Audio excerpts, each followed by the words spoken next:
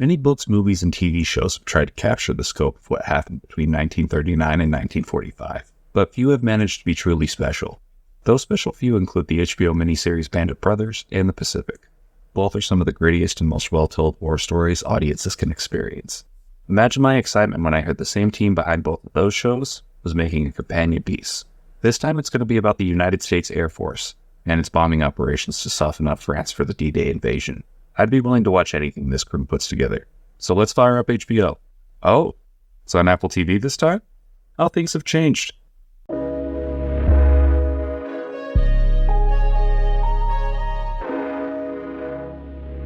Masters of the Air follows the 100th Bombing Group in its operations throughout Europe during World War II.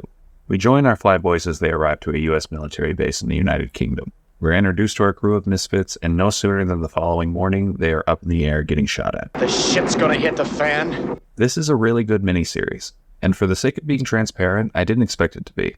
Aviation hasn't fascinated me like it has a lot of other people. So I was expecting a lot of tedious air calls, maybe some glamour shots of dudes wearing aviators.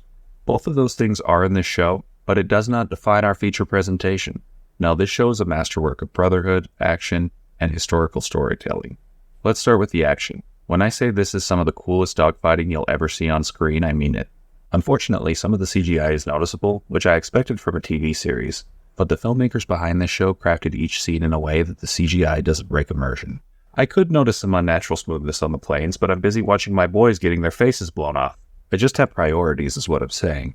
Before seeing Masters of the Air, the only quote Air Force piece of media I'd seen related to World War II was Pearl Harbor.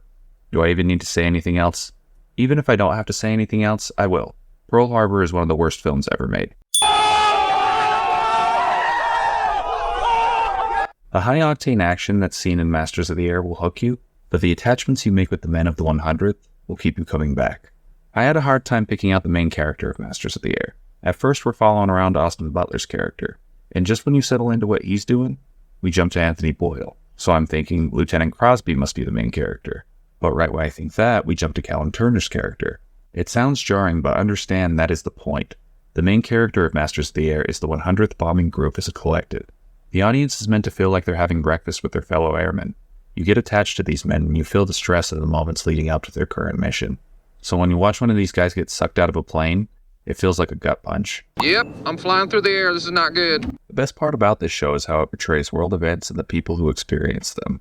It's easy to fall into a boring exposition dump when you're making a historical drama, where it feels as if the writers wanted to make a documentary instead of a film or a TV show. That's not what we see here. The writing and the characters are a conduit to our end goal of learning the fascinating facts about this side of the war. You get to see all angles of the Air Force during this time. And even more exciting, we get to see the Red Tails. The little knowledge I have about aviation during the 40s is steeped in this group right here. It was exciting watching those crews and riders tear up the sky. Are we Tuskegee men on what? Sir, yes, sir! The show doesn't put its narrative in a box either. We see more than the combat missions. We also get to see the relationships that these men make, the roadblocks they hit, and what happens when they bail out of a doomed plane over enemy territory. Let's just say it's not pretty. Sometimes it may be preferable to just fly that bitch right into the ground.